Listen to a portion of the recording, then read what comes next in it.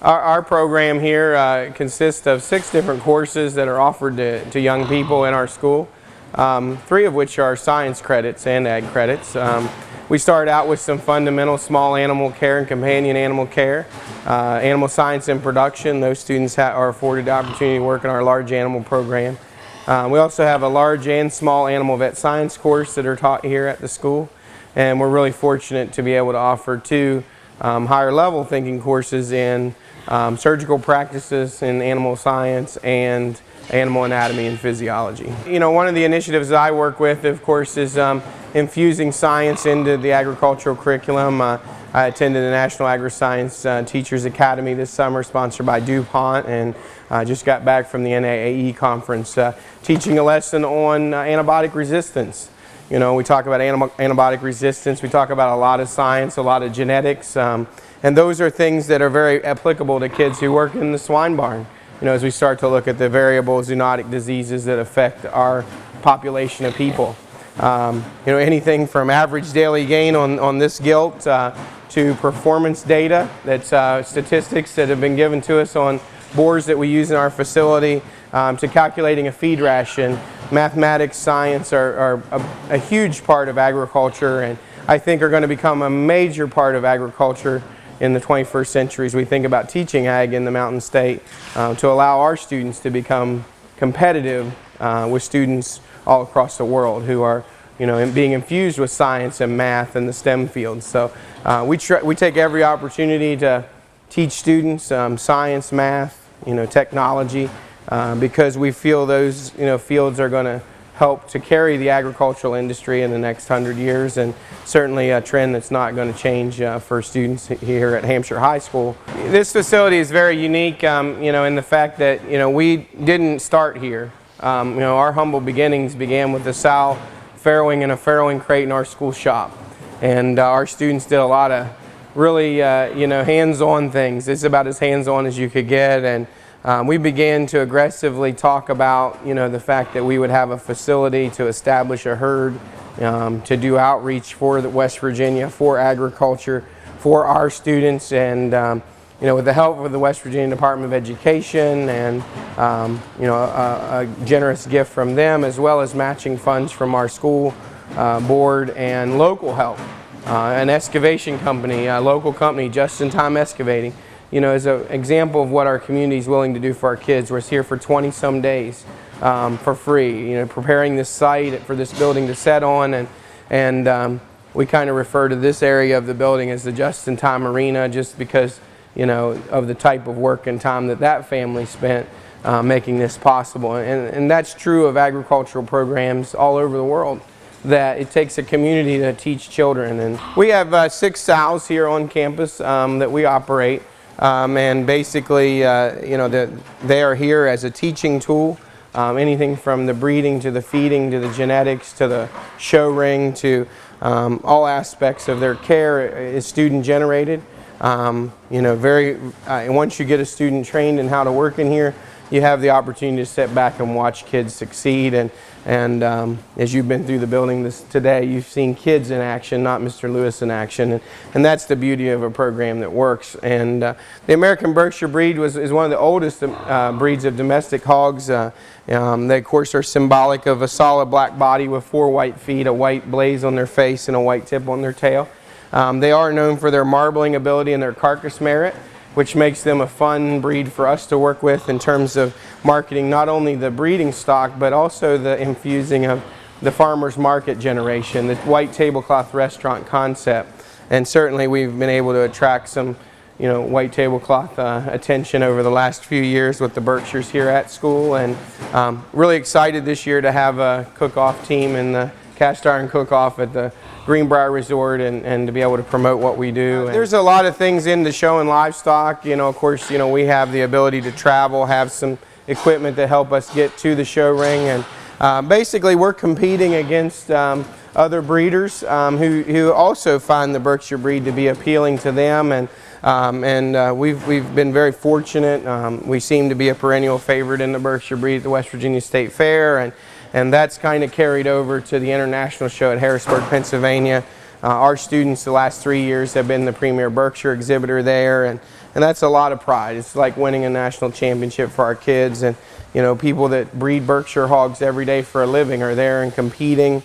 You know, our February gilt, like this female here, be compared to other February gilts born of her type. And you know, just to give you an example, there were 21 females in her class, and she was second in the class. And so, you know, it's a success story. Her littermate brother was the international Berkshire champion there, and that brought a lot of attention to our program, that things are going in the right direction, both genetically, nutritionally. You know, we're taking something to the show ring that people find appealing to the breed. I think the next step for our program is to begin the outreach process. And there's a lot of students in our state who are not afforded the opportunity to be in an agricultural class, let alone having the opportunity to work in a facility of this magnitude. And so with the use of technology, our goal is to be able to podcast lessons or be able to do interactive learning lessons with, whether you be in elementary school and would want to watch a litter of baby pigs being born, or whether you wanted to get into something more technical.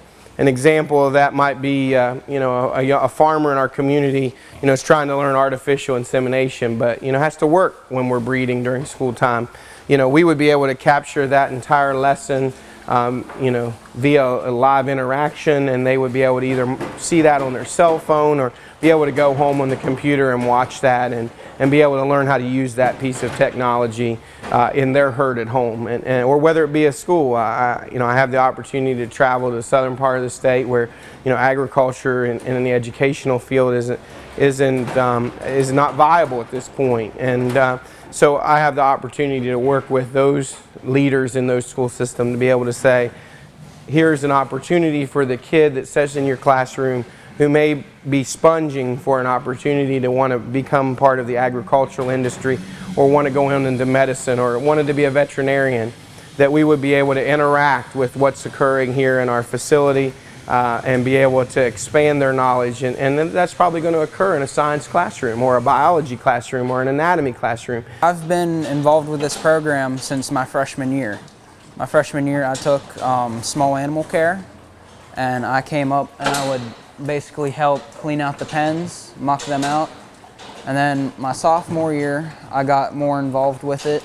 I mucked out pens, I helped give vaccinations, deworm, and I got the privilege of going on a trip with Mr. Lewis to the Keystone trip. And then we went to the farm show also. And I've taken 5 of his classes now, and I'm gonna stick with the program next year, and then when I'm an alumni I'll still come back and help volunteer with the trips, maybe chaperone. Well, I was originally born in Pennsylvania. When I was about 4 years old, we moved down here, and we live in Highview, West Virginia, in a small house out from 259. And we don't really have a farm. I mean, neighbors have cattle. I'd help with that a little bit, but I never really got super involved with it. And I figured out when I was 4 years old I wanted to be a veterinarian, and I always told my mom that. So when I came up here and I realized the opportunities that were provided, I took advantage of it, and I've been in the program 3 years now, and I'm enjoying it very much. I think I've learned more than I would going straight from high school to college. It gives me a little bit of a head start, so I feel more confident. After I graduate from here, I'd like to go to Potomac State for about a year, get some of my basic credits out of the way, and then I'd like to transfer to Pennsylvania, and they have a school up there. It's Pennsylvania University. It's probably about 50 miles outside of Pittsburgh, and they have a 6-year vet program there. And I want to get involved with that, and I'd like to get my doctorate in veterinary science, maybe my minor in chemistry, and I hope to someday open up my own clinic. My sophomore year last year, we went, and it was our 2nd year in a row getting premier exhibitor, and it really started rolling from there. We got nice sows, and we got a nice litter. We got quite a few nice piglets, took them to shows. They placed very well. We went this year with a good little boar, and we got Grand Champion Berkshire boar, at Keystone.